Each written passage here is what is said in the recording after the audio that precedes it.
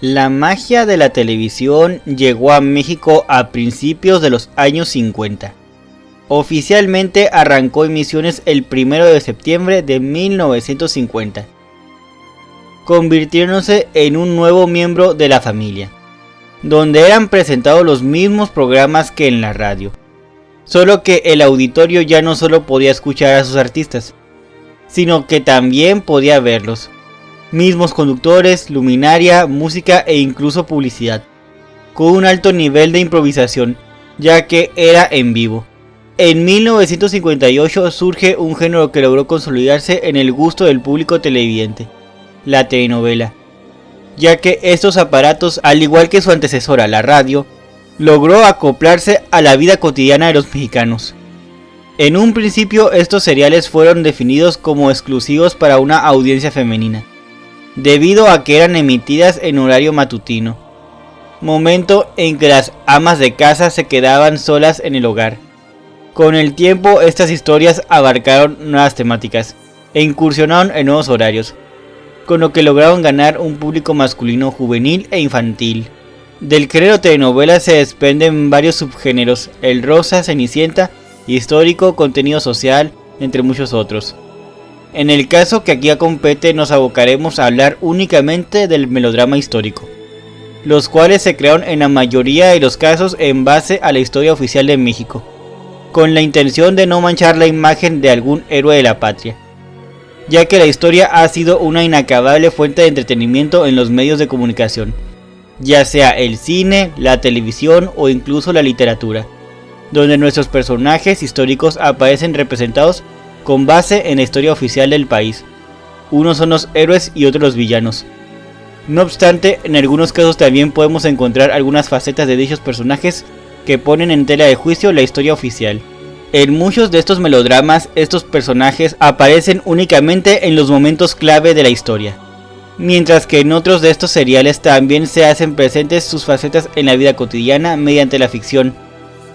Es aquí donde difiere la forma en que estas telenovelas abordan la historia de nuestro país. Dichos momentos ficticios los podemos verificar en su vida cotidiana, su relación con la familia, en los trabajos que desempeñaban, es decir, no solo aparecen sus campañas militares, ya que es indispensable que una telenovela de este género tenga un perfecto balance entre lo real y lo ficticio, para con ello retener la atención del público televidente. Es muy importante hacer mención del rol que juega la ficción, dado que este tipo de melodramas deben hacer una mezcla entre personajes y hechos históricos, con personas comunes y escenas cotidianas, con lo que se asume una cierta igualdad entre los héroes de nuestra historia con la comunidad. A pesar de que estas producciones son muy importantes dentro de la historia de la telenovela mexicana, ya que son un fenómeno meramente mexicano, muchos cometen el error de pensar que cuentan con el mismo formato que las de género época, sin saber que en realidad no siguen el mismo formato, dado que las primeras reproducen los hechos de determinado momento de la historia, mientras que las segundas, si bien están ambientadas en un momento histórico, la trama que gira en torno a los protagonistas puede variar. Es importante recalcar que todas estas telenovelas siguieron la historia oficial en la representación para el público. Con esto cumplen con un propósito dentro de los medios de comunicación, no solo la de entretener, sino también la de mostrar distintos pasajes de la historia, por lo que muchos de estos melodramas también entraron en lo que se conoce como contenido social. A continuación haremos un recorrido por los melodramas caseros que nos han representado momentos clave de la historia de nuestro país dentro de sus producciones, no sin antes mencionar los antecedentes de dichas producciones. Basta decir que cada una de estas producciones serán analizadas por separado, por lo que se le va a dedicar una cápsula distinta a cada una de ellas. Los invito a acompañarme en esta aventura.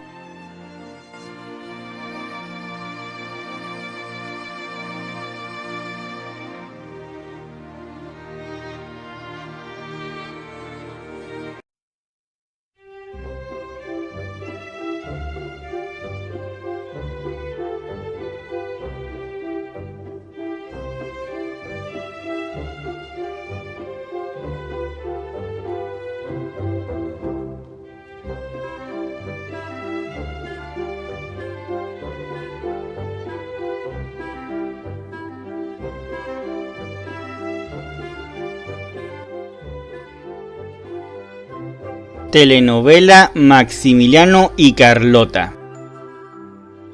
En 1965 se produjo esta alucinante historia, Maximiliano y Carlota, estelarizada por Guillermo Murray y María Rivas. Una romántica historia entre estos dos monarcas, donde todo el peso de la trama recayó en estos emperadores, mientras que Benito Juárez, interpretado por José Carlos Ruiz, quedó como el antagonista que necesitaba la trama para que el argumento funcionara, al hacer quedar a los protagonistas como unos héroes caídos en desgracia. La pareja resultó ser muy atractiva a los ojos del público, ya que la producción se encargó de vestir hasta el más mínimo detalle los lujos de los emperadores, así como de conseguir locaciones como el castillo de Chapultepec. El argumento corrió de parte de Guadalupe Dueñas, quien, según Luis Terán, la escribió con conocimiento de causa, puesto que su tatarabuela había sido una dama de la corte de los emperadores, por lo que contaba con los archivos personales de su antecesora. Las protestas por parte de políticos, historiadores y sindicatos no se hicieron esperar. El entonces presidente Gustavo Díaz Ordaz tomó cartas en el asunto.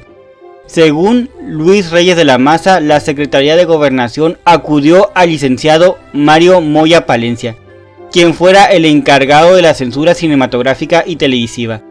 Este hombre pidió a los funcionarios de Telesistemas Mexicanos que hicieran cambios en el libreto, para salvar la imagen del Benemérito de las Américas, o en su defecto sacaran el melodrama del aire, con lo que consiguió que se redujera el número de capítulos. De los 80 que se tenían planeados, solo salieron al aire 50.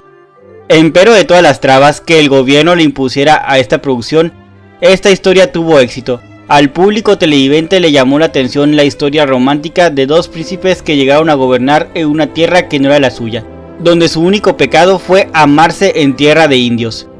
El error que cometió este melodrama fue el de hacer que el Benemérito de las Américas quedara como el villano, que hizo pasar por las armas a Maximiliano y a su vez provocó la locura de Carlota.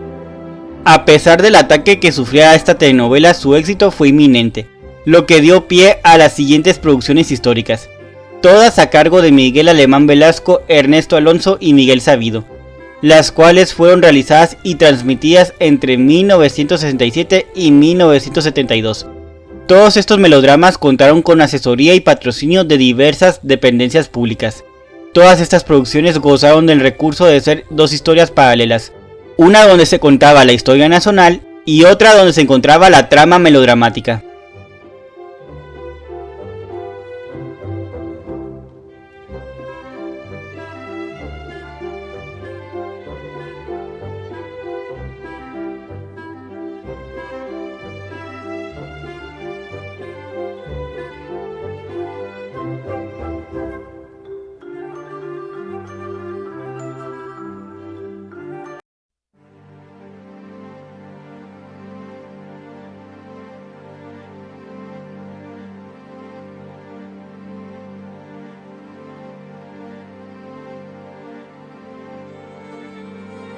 En conclusión, la telenovela histórica es un producto cultural mediático, el cual produce historiografía.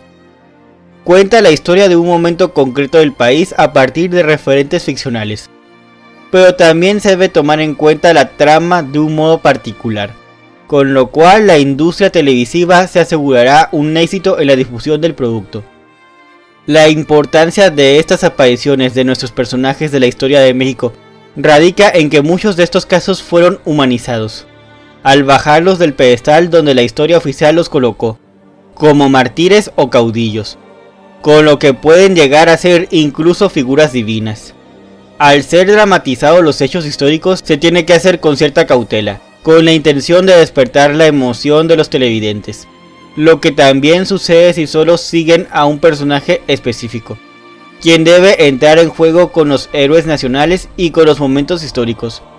Esos momentos por sí mismos lograron una identificación con el público, ya que forman parte de la creación de una identidad nacional, con lo que podemos asegurar que estas telenovelas pudieron establecer una relación más íntima con el público, al mostrar a nuestros personajes de la historia como seres de carne y hueso, cada uno con su propia personalidad, con aciertos y desaciertos, Las telenovelas históricas dieron a Televisa un cierto prestigio, tanto a nivel nacional como internacional.